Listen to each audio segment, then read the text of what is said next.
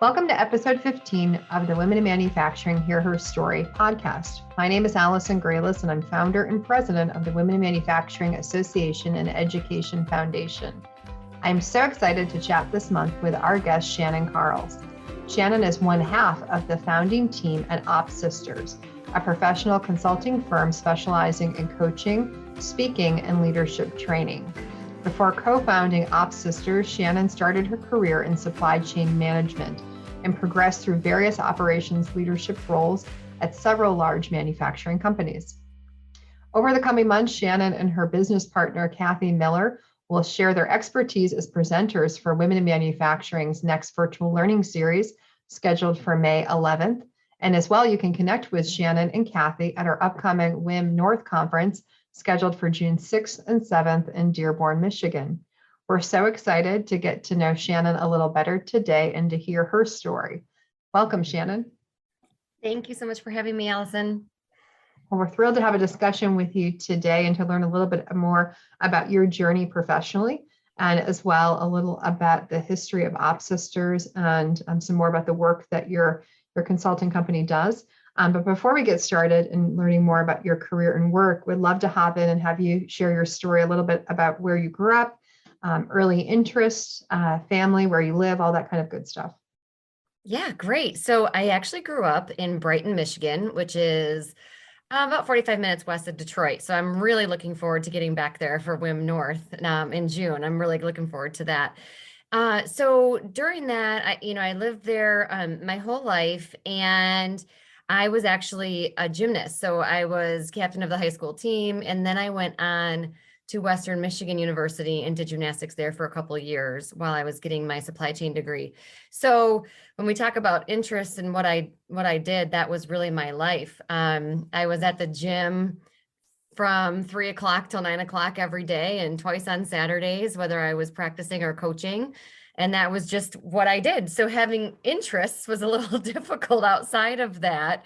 And then once I got to college, I ended up getting hurt, which is why I had to quit the sport, which was a very difficult decision for me. But it was the best thing to do. And I got to find other interests outside of that. And so from there, once I graduated, I was recruited by a Fortune 500 company to be in their supply chain program. And what that was I spent 2 years moving to different divisions within the corporation, all within supply chain functions. So I got to learn about logistics and purchasing and production control and import and export compliance, all the things that revolve around supply chain management. And then after the 2 years was up, I was fortunate enough to have a couple offers within the corporation of where I wanted to move. And I chose Chicago, which was very risky, considering I chose the division that was underperforming in every way, shape, and form. Their customer service was poor quality, poor on-time delivery, poor everything. And so, but they were venturing down a lean transformation in order to solve these problems they were having. So I also wanted to be 4 hours from home, and I wanted to be able to drive if I needed to. This was, I had left home and never really went back. So I wanted that opportunity to be able to not have to get on an airplane to go home, which was where most of my family and friends were at the time. So I moved to Chicago knowing very few people and jumped right into this role. And I just fell in love with lean manufacturing and working in operations. And that's where I stayed for the rest of my career. Interesting. So you mentioned that you got recruited into supply chain management from college. So what were you pursuing educationally? How did you get recruited? How was that a match with the things that you were educationally learning about? Well, I was in the supply chain program at Western Michigan. So it was a relatively newer program. They call it integrated supply management. And the reason I went into it was because I sat down with my college counselor and I knew I was going to be in business. I had, done the business school store. I had taken business classes in high school. So I knew that was going to be my path. But as we went through the majors, I just started crossing off. I said, nope, nope, nope, nope, nope. And what was left was this supply chain degree. And I said, well, what's that? And they said, well, it's newer. There's about a 97% job placement, especially for women. And, it requires analytics and all these things. And I said, sounds great. Let's do it. So it turns out that I was pretty good at it. And so when I went to the school's career fair, the company was there. And that's how I ended up going to work for them. Now, I will say that I had many rejection letters prior to that one coming through. And I was really nervous about it because I had to leave home. I mean, I was going to different locations for 2 years and I didn't have any idea where any of them were before I moved. So the first one was actually in Cleveland with all of you there. And so that was my first time. I lived in an apartment by myself. I knew no one there. And I just had to kind of figure out how to be with just me. And it was such an interesting experience. That is interesting. So I similarly found my first job after college at a career fair on campus. And it's interesting how we make those jumps. And I think I had a similar experience to you. I found something that did not necessarily match 100% with what my educational pursuit was. I was an English pre-law women's studies major. At a career fair, I was recruited and intrigued by a not-for-profit that was more good government and environmental and policy. And I'm like, this is really cool though. And similar to you, I got thrown to Boston and actually in particular, Amherst, Massachusetts. And it was my first time away from home too. And it's tough when you're kind of used to being, sharing, kind of rooming with other people on campus, and then you're kind of solo in a new state. It's a very unique experience and can be pretty challenging. Absolutely. But it was such a growth time. At that point, you just kind of accept your fear and you're like, okay, well, this is what I have to do. I have to have a job, and you just kind of figure it out, right? Yeah, definitely. I think it strengthens you as an individual. It helps kind of grow your ability to survive, thrive, in a new setting without that support network that I think we all become so kind of reliant on, which is not always the best thing as you're trying to mature and get into kind of a more career and professional life. So absolutely interesting. So supply chain kind of was that pursuit that checked those boxes, that sounded like at the time it had a great placement into kind of a career opportunity. So it was a good bet, and it obviously worked for you. You stayed in supply chain for, it sounds like most of your professional career when you were within or connected to manufacturing. When you were working in the supply chain area, were there unique things that you saw as it related to women in supply chain? And, did you have unique experiences as a female in supply chain management and logistics and those pieces? And were there any unique challenges because of your gender? It's such an interesting question, and it's an interesting thought, because when you're in it, you don't always think that, well, at least I didn't always think that much about it. I did notice that there were very few women. So almost every meeting, every group event, even through the corporate functions, I was one of few women that were there participating. So I would say, I didn't find it a challenge to be a female in that role. People often ask me, did you feel like you had to work harder? I didn't, because I was naturally a hard worker and I was all about getting results. And in the end, results are really what matter. And so I will say though, there were a lot of times where I felt maybe a little left out. I wasn't a golfer. There was a big golf event that these plants went on. So I just rode around in the cart. I hung out with everybody. So I had to find ways to adapt a little bit to that environment. There were comments that were made to me, and I don't think they were meant to be mean but I don't think people inherently meant to be mean, but things like, oh, hey, Shannon, thanks for hanging out with us guys. I'm thinking to myself, you're welcome. What do you say to that? And so those were the types of challenges that I had to figure out how to overcome and decide, am I going to let this bother me to the point where it's going to hold me back? Or am I just going to figure out how to cope with it and just choose to move forward? Now, I'm not saying it was okay. I'm just saying that's how I had to deal with it, because honestly, there wasn't really anybody else for me to deal with. There were no other women for me to talk to about it in any function, regardless if it was supply chain or not. Did you find that to be the case, kind of that you felt a bit alone, or that you were one of just a few, or one of only kind of the female group as part of your continuation of your career in manufacturing? I did. Yeah. Especially as I started to move up, there became less and less. So like when you looked at, when I started running plants, the number of plant managers that were women, regardless of the company I was working at, were very, very, very small. I was one of very few, if any. So yeah, I definitely found that to be true.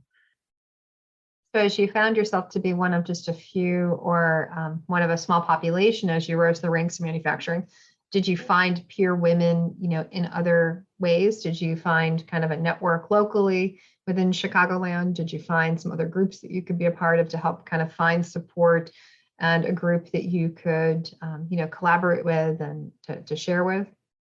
Well, at the time, I didn't know of any type of other network outside of what I was doing. I mean, when you're in those operational roles, you're just trying to get by day to day.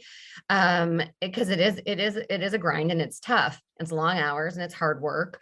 But what I did find was I was awarded the opportunity on multiple occasions, because I was getting great results and they felt like I was an emerging leader.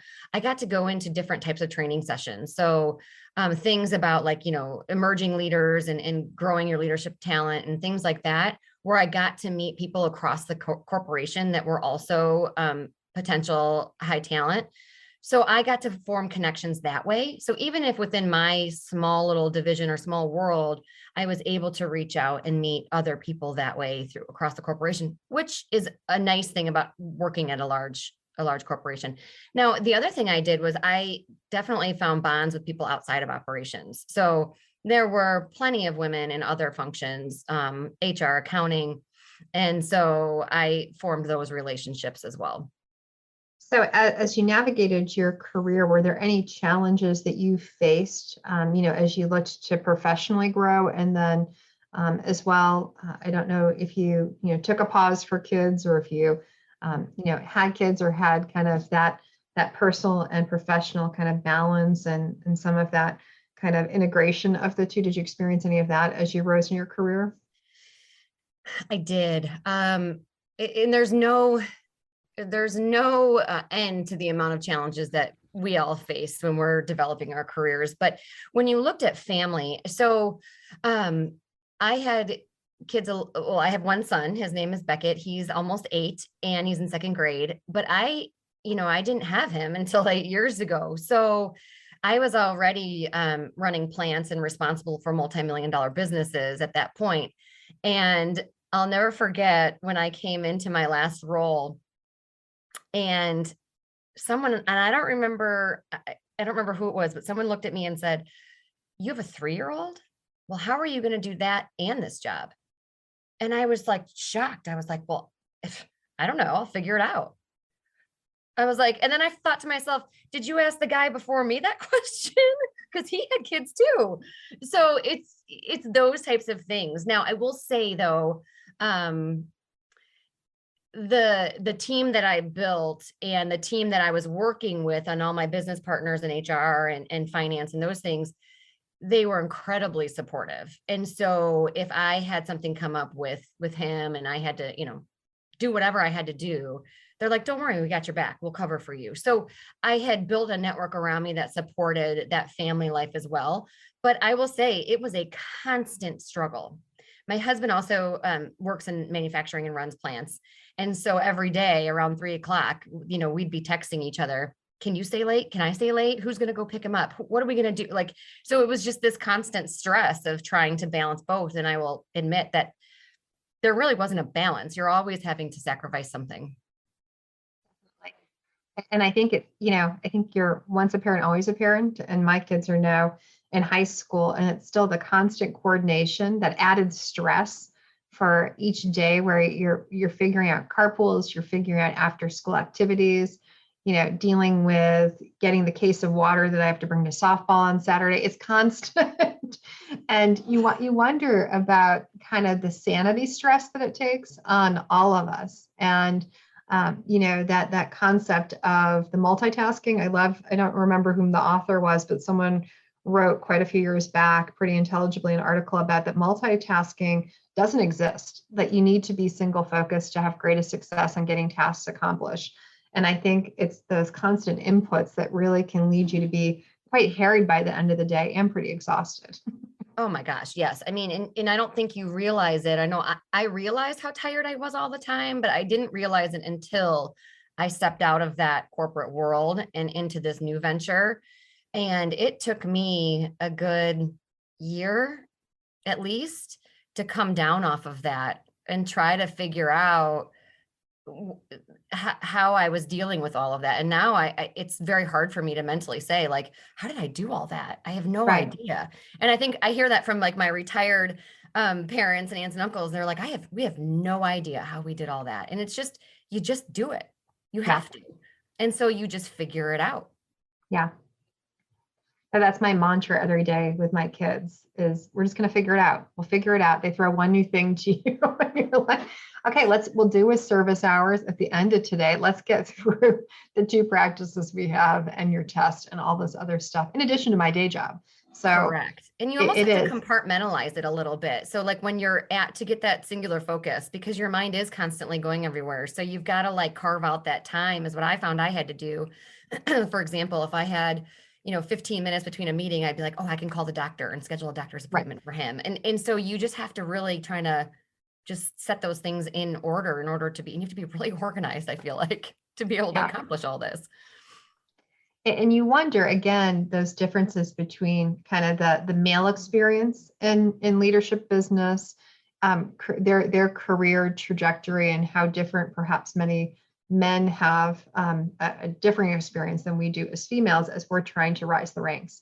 And just because of this primary inclination, it seems for many of us females to take this lead on parenting things, which isn't always the case, but you see probably a larger percentage of women who are parents who take this predominant role on the things like you mentioned, the scheduling of doctor's appointments and that coordination of carpools and other extracurricular things. It's a very different experience. And I always laugh with many of my friends who have male spouses who are primary breadwinners and their different experiences when they get home from a work trip. And I laugh when they say that their husband's taking a nap because he's exhausted from his trip. And I think, holy cow, wow, I would have been amazed to be awarded the opportunity to nap to recover from, a late flight, or it's a different experience. And so I think those are those things that I hope the biases change and the experience of changes over time for us working women, that, we can have just as much support and maybe there's better balance for all of us as we look at those parenting responsibilities and, shaking up the norms a bit for how we delegate and divide and conquer some of those core responsibilities for parenting. Oh, I agree completely. And I will say, my husband's incredibly supportive and incredibly, not just supportive of me, but supportive of our life. And so he is very helpful, and we've definitely broken those norms. And I honestly don't think I could have rose to the heights that I did in my career and continued to go down the path I am now without him being that type of a supportive husband, because Yeah. it just would have been too much. It would have been too much to carry on top of everything I already was. And you're right. I mean, it is traditional that women do this, which is why, a lot of men make those comments, you run a manufacturing plant, you have a kid. And I hope that that's starting to break too. And I really do think it is. The only setback I see, I mean, there was a lot of setbacks from the pandemic from a working perspective. I think there was benefits for working people that we started to see each other as people. But I think it was a little bit of a setback for women, because when you look at how many women exited the workforce during the pandemic, myself included, it definitely took us back a little bit, I think. It definitely did. I think that, I think we all hope there's a recovery and that more women will come back to the workforce, maybe under some improved conditions. Again, I think that pandemic, one of those positive things is that I think it's caused companies to reevaluate how they treat their workers, the humanity of work, their practices, their flexibility. We did some research that I think we've talked about in the show before about kind of the top things women are looking for. And they cited the more than 700 respondents that we had last fall in our survey that they're looking top and first and foremost for flexibility, for the opportunity to have, that integration of their personal lives and their professional lives. And I think that's a very just request. And so how can companies adjust to allow for that is really important. So, hopefully things change. I'm always flabbergasted. I was at an event last night, a networking event, and I had a chuckle as people were coming over to talk. I happened to be standing with a gentleman who I know through some committee work, and they kept assuming I was spouse and not asking me what I did professionally, not asking why I was at this networking event, just assuming I was stay-at-home mom, which again, my mom was a stay-at-home mom. I mean, much praise to her because she did an exemplary job raising us. But how do we change that so in the future, when your son goes to an event, that's not immediately assumed that they are the working person just because of a certain gender. My husband was staying home for 2.5 years while my career rose for a short while, and we needed to take that hard assessment of who stays home, who works, how do we make this work? And the amount of flack that he got and the lack of support from other men when we made that decision was really alarming and really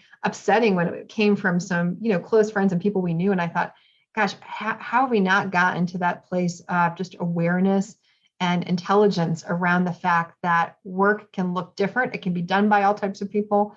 And, it's strange that this still happens in 2022. It is very strange, but I think that the things I will say, I do feel like it is changing though like I said, 20 years ago, I knew of nothing that like a women in manufacturing, that it was even acknowledged that we all existed. So right. I think now there's these incredible forums that you've helped create that are bringing not only awareness, but letting others know that there are other people like us and that we can do this. Are you ready to take the next step in your manufacturing career? Then don't miss our next Women in Manufacturing Virtual Career Fair, taking place on Tuesday, May 10th from 10 a.m. to 2 p.m. Eastern Time. Connect with more than 25 leading manufacturing companies, including John Deere and Lockheed Martin, among others, who are looking for new talent.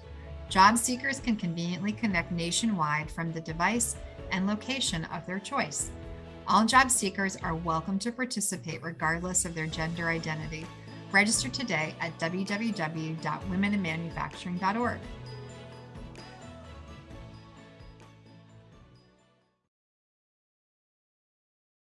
So let's talk a little bit. You mentioned pandemic, how you were one of those people who, decided at this juncture to kind of, look at other opportunities or to maybe make a shift professionally. So tell us a little bit about that decision and your new firm and business.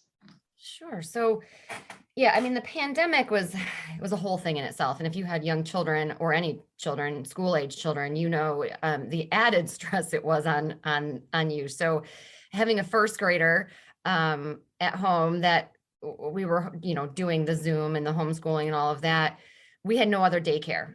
So one of us had to stay home. And I was fortunate enough that I had built such a strong team that I was able to do that.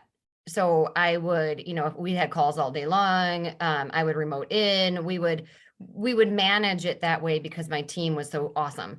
So I stayed home for quite a few weeks during the beginning of the pandemic. And I had been going over this in my mind for at least a year. And the amount of stress that my job was causing to my family, that my husband so kindly pointed out, was a problem. And, I always beat myself up because I would say, well, my male counterparts seem to handle it just fine. So it must be me. There must be something wrong with me that I can't handle this stress. So instead, I just powered through it and kept going and going and going. And then finally, when this pandemic hit and Kathy and I started talking, because she was starting to think about, her next move. And we actually started one day talking about writing a book. And it just became this thing. And I just knew it was time for me to move on. I knew I had built a strong team that they could continue on without me. And I just felt like I could never win. I was working so hard, and I just felt like I was in this culture where no matter what I did, I couldn't win, and I just couldn't do it anymore. I couldn't do it. So the fact that there was something else for me to go to and not just stop altogether was really what helped me move on and make this decision to start this new business where we can contribute to the manufacturing world in a different way than making parts. And so that's really what drove me to make this change. You mentioned Kathy. So Kathy Miller is your partner, correct, in the firm? Correct. And the company is called OPSisters. So as you made that leap, though, there's still risk, right? You were starting something, a new initiative, leaving something that was, a pretty probably secure position. So what was that like to kind of jump into the new firm in this new company? So it was a different kind of stress. So, my husband and I, and Kathy and her husband, spent significant time talking about what that would look like for us financially. What would it mean to our family? So there was, outside of just what we were going to do, we had to really think about what that would look like. And there was a lot of positives to it. I mean, yes, there was a financial impact. So we had to figure that out together, and how we would deal with that. But we also said, this allows one of us to go higher. So at the point where we both were at the same level, my husband and I, one of us was going to go up, and that was going to be a traveling role. So when we both realized that, I said, you know what? I want to be there. I want to do all the sports. I want to do all the things. I get one shot at being a mom, and this is what I want to do. So you go. So he went. So that's what we decided. But when you looked at what Kathy and I were going to do together, I mean, we took a lot of our skills that transferred, but talk about a whole learning curve. Like, we were trying to figure out how to create a website. What do we do on social media, and how do we, we're reading books. And I remember we read this book called Branding Yourself, and I got through like a third of it, and I put it away. I said, I can't do this. I can't wrap my head around this right now. And I've gone back 4 times to that same book to try to like read it, because it's very overwhelming. The things you have to learn, how to set up an LLC. Do I have to get a credit card, a business credit card? It's just so much. It's so unbelievably overwhelming. But the cool thing is we got to do it together, and we got to learn together, and we got to have fun together. And so our whole goal for our business was, we wanted to be healthy. We wanted to have low stress, and we wanted to do things that made us happy. And so we always go back to those 3. And when we just kept trying to break it down little pieces by little pieces and start to build a business. So I think those are great goals. I think we all probably aspire to have kind of careers and do things that kind of support us wellness wise, that provide satisfaction, happiness, that can help you be the best of yourself with your family, with your friends. All those things, I think, are aims that we have. It's unique, and hopefully you hope more and more women can find that alignment with whatever it is that they do professionally. So I'm sure as you and Kathy started on this journey of creating a company, there were probably some challenges along with the way. What were some of the challenges that you faced as you refocused your career and hopped into co-ownership of this new firm? Yeah, Kathy and I are very different people. So she's very outgoing and all inclusive. The more the merrier. All of those things that make her a great person. I'm very different. So I have always been very introverted. Now I am an outgoing introvert, so I can do things like have conversations with you and get up in front of 200 people and talk, which does not bother me. It just takes a lot more energy for me to do that. So I have to psych myself up for, networking events, and those I could get by with my previous role doing that. It would take me a couple of days to come down from it. So now I have to really get out of my comfort zone, because I have to do things like networking, meeting new people, figuring out how to connect with them. And again, I have to remind myself regularly, you've done this before. It's really hard, but you can do it. You can be good at it if you really want to. So it's those types of things that I've had to figure out again on how to adapt those back into this new world. And quite frankly, if I still feel uncomfortable, I just, I fake it. I think networking, especially now, at least having now gone back to live networking events, I feel so out of practice.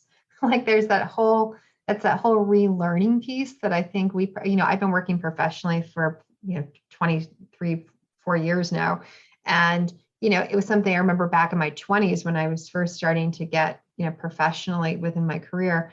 It was uncomfortable to go to these cocktail parties and to these events. And, it's building up this kind of strategy and comfort level and how to navigate a room. And now having been pandemic and impacted for 2 years, it feels so uncomfortable, at least I have found, going back to these live events again. It's kind of, when you're not practicing something or using that tool for a while, it becomes a bit rusty. So it's become, that reintegration into live networking is definitely an experience. Yes, I agree. And if you already weren't right at it, it's even harder now.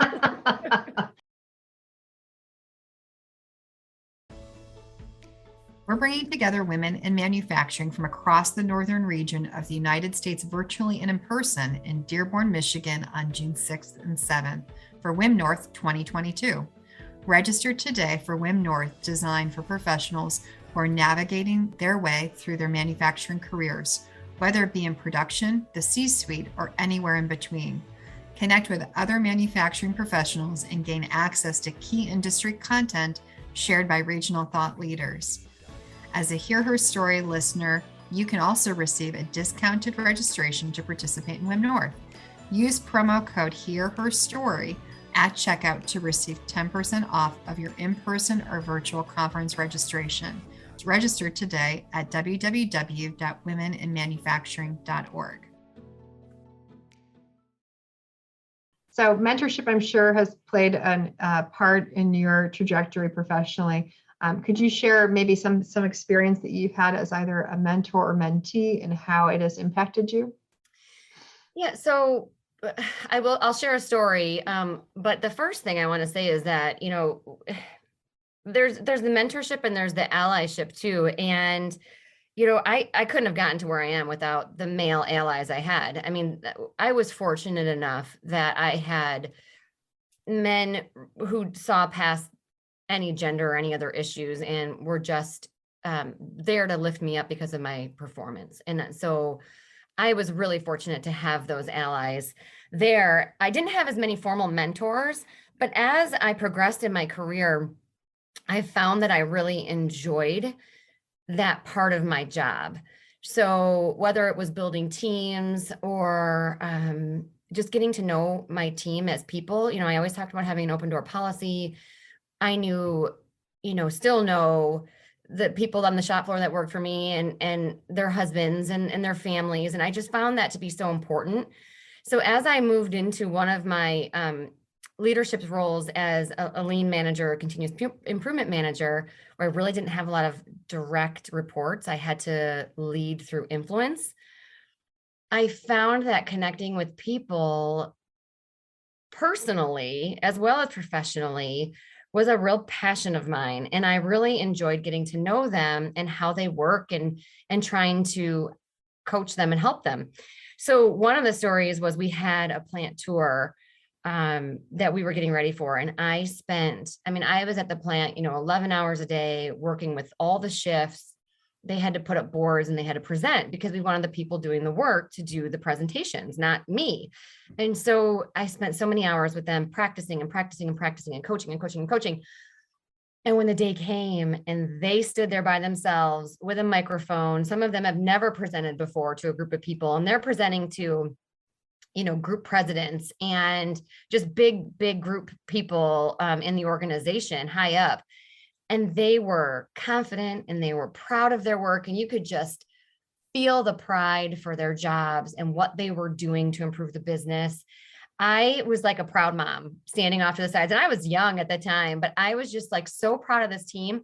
And I was like, this is what it's about. It's not about the tools. It's about helping people feel good about what they do every day, and using their minds and their hearts in addition to their hands. And I just was like, I love this teaching portion of what I do. And so that's really was so meaningful to me. And that's where I really started to find the leader I really wanted to be.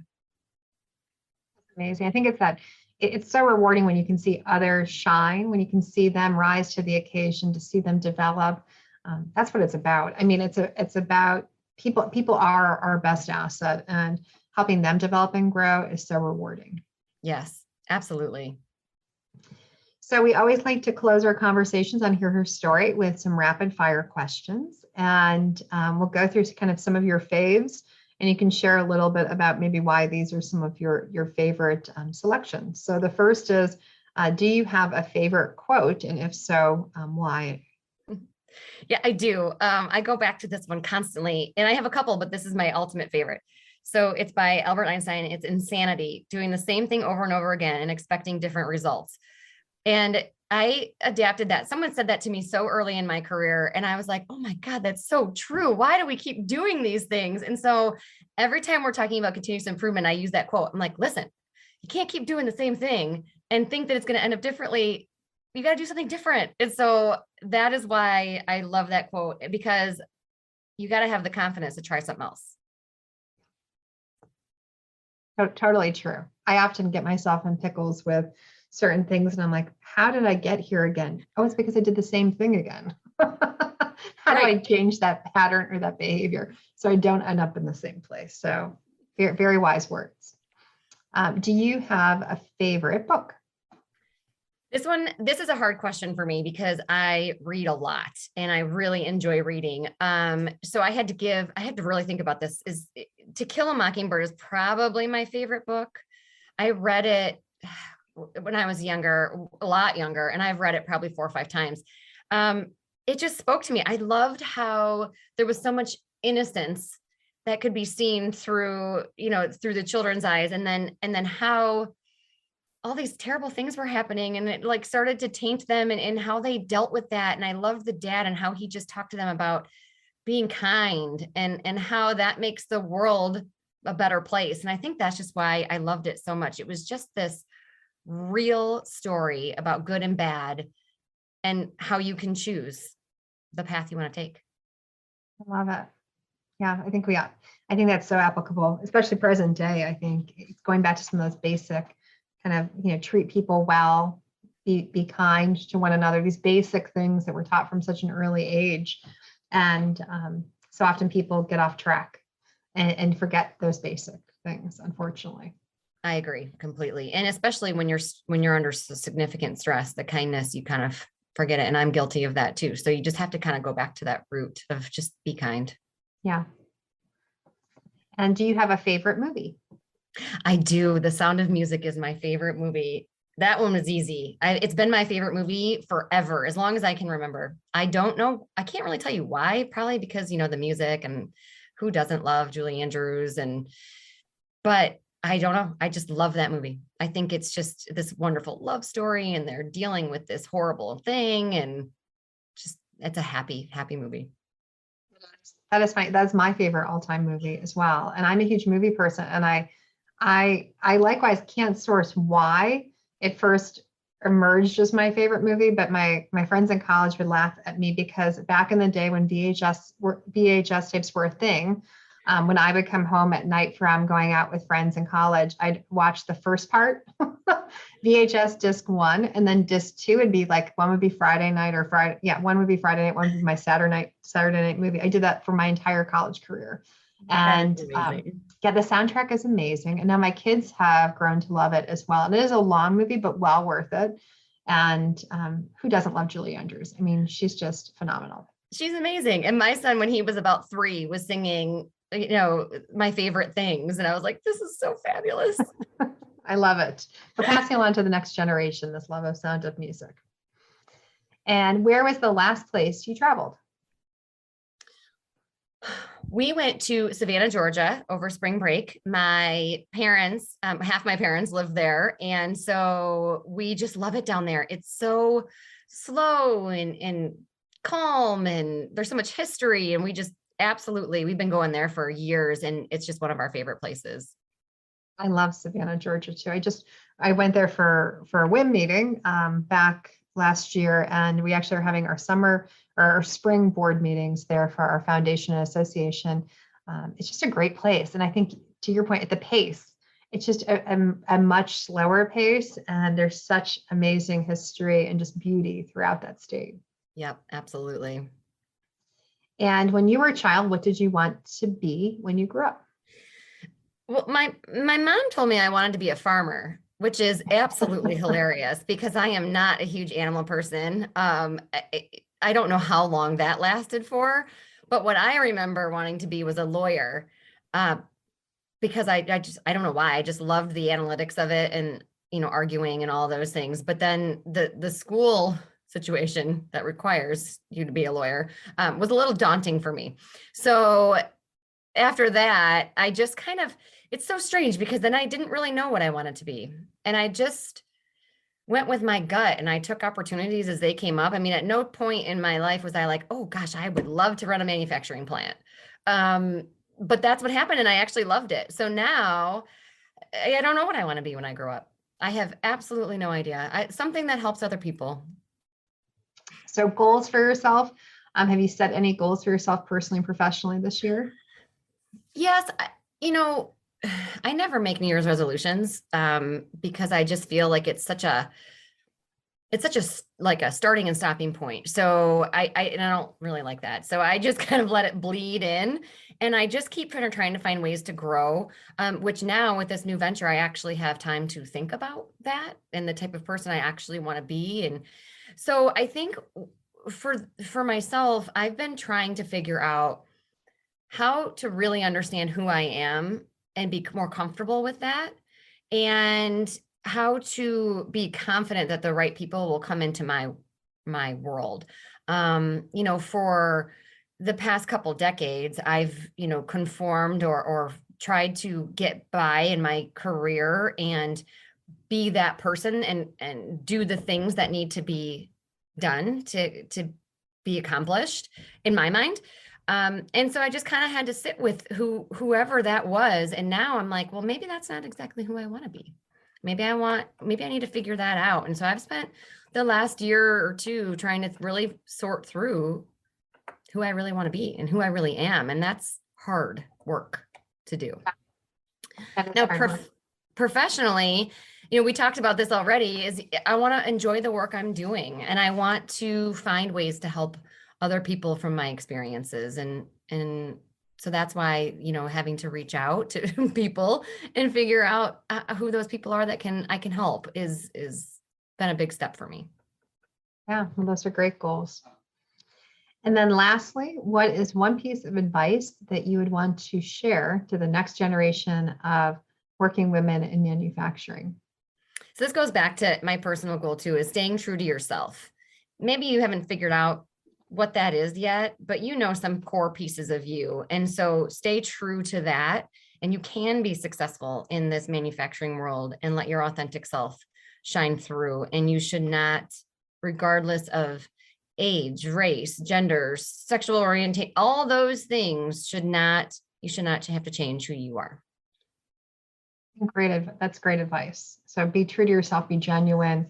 And I love your kind of aim this year to enjoy the work that you're doing. And hopefully all of our listeners can find joy, pleasure in their work that they're doing, whether it be what they do as their paid job or volunteer work or things that bring them pleasure. So again, it was great to connect with you, Shannon, and have this chat today and to share your story to our listeners and our community. So thanks so much. And, we look forward to staying connected with you. I know you're going to be, as I mentioned, I think, participating in some of our upcoming conferences. So thanks for all that you do to support women in industry. And thanks for sharing your story today on Hear Her Story. Thank you so much for having me, Allison. This was a great conversation. Don't miss the opportunity to nominate an incredible woman from your network to be honored in the Women in Manufacturing Hall of Fame. For the third year in a row, we're recognizing women who are leaving their mark on the manufacturing industry through their efforts to support, promote, and inspire other women in industry. Since the WIM Hall of Fame's inception in 2020, 24 trailblazing women in manufacturing have been inducted into this prestigious group of manufacturing leaders. Nominate a leader from your company or professional network before June 15th. Additional information can be found at www.womeninmanufacturing.org.